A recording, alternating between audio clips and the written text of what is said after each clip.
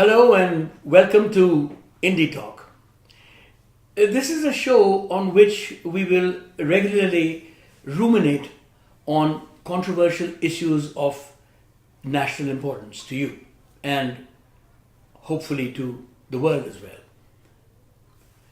Today's topic is a natural one to take on a day like this, our Republic Day. Is our Constitution working? Is the Constitution that we received 68 years ago from our founding fathers, is it still a live document that is serving the purpose of nationhood and the concept of the Indian Republic?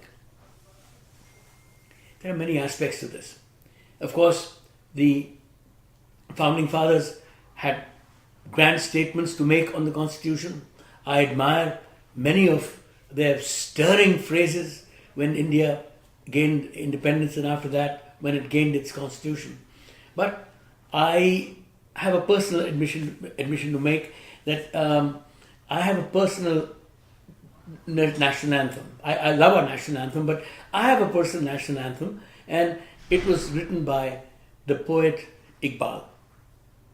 सारे जहां से अच्छा हिंदुस्तान हमारा, हम बुलबुलें हैं उसकी वो गुलसितान हमारा, मजहब नहीं सिखाता आपस में बैर रखना, हिंदी हैं हम वतन हैं हिंदुस्तान हमारा. Now, these are beatific sentiments. We Hindis, not Hindus, we Hindis, meaning the diverse people of India, of Hindustan, who make up this beautiful nation, they're the one who make it great because they're diverse, and we are taught to love all religions. It was based on tolerance, love, forgiveness, which together spelled progress. Remember, Iqbal also intones. He doesn't stop there. He says, Roma, Mishra और यूनान सब मिट गए जहां से. कुछ बात है कि हस्ती मिटती नहीं. कौन सी बात है कि हस्ती मिटती नहीं हमारी? सदियों रहा है दुश्मन दौरे जमां हमारा. Meaning that there have been enemies at our doorstep. But while Rome, Egypt, Greek civilizations have disappeared from the face of the earth, how is it that something sustains India forever, for centuries? Now, Iqbal wrote this before India got its independence. And I believe that he was convinced that what gave India's constitution a special flavor was the indomitable spirit of India. And I also believe that it is this ineffable spirit that gave birth to the constitution. Because the document provides institutional protection to this republic in which the people are sovereign. They're governed according to their will by the government, which is a servant of the people. The people are sovereign. They're guaranteed certain basic fundamental rights and have to bow to the supremacy of the rule of the law. Simple. But have we been able to keep our republic? We've established a national government, we have fundamental laws. We need to examine whether the separation of powers between the executive, judiciary and legislature operates as it should. That is the critical question. Now, there's a critical system of checks and balances that ensures that the sovereignty of the people and accountability of the government are taken into account. Today, the government has spread its tentacles, the executive branch especially, into all areas of our personal lives. And the challenge of today is to keep executive excesses in check. Now, is this possible under the current system? Possible. But it's difficult because the legislature, which is supposed to be the check on the executive, which is supposed to monitor the executive, is actually a slavish extension of that very executive, because the minister is also a legislator. He makes the laws, but if he violates those laws, he cannot be a check on himself because there is no separation of powers. And the minister or the executive is also in charge of the bureaucracy, the IAS, the police, and the administration at various levels.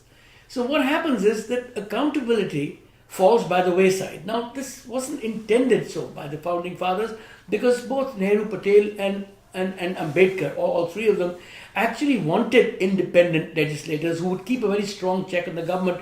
But the party system developed in such a way that party loyalty and the whip system became very strong, and criticism of the government unfortunately became synonymous with being a dissenter, and you were looked down upon, and that system of checks and balances really disappeared.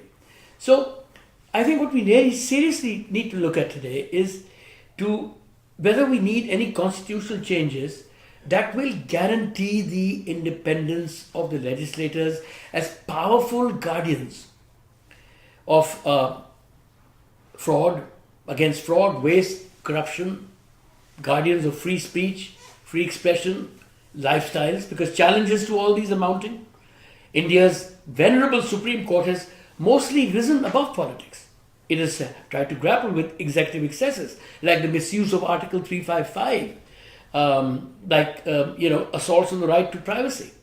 So the question is, will India rise as a nation above its baser instincts? And will the goodwill of common sense of the common man and woman of India, as Iqbal talks about, as our founding fathers talked about, will they prevail? My hunch is that India will survive. Because Iqbal Sahab's idea of India, Sare Jahan Se Acha, will probably hold.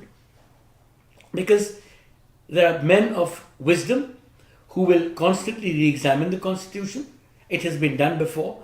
But it has to be examined again in the way that it must be tweaked to suit India's changing political and social priorities. They will have to focus on empowering people so that the executive branch is kept in check through a more innovative system of the separation of powers than originally envisaged by our founding fathers. That was Indi Talk for today. We'll be back with more burning issues on a regular basis. Catch us.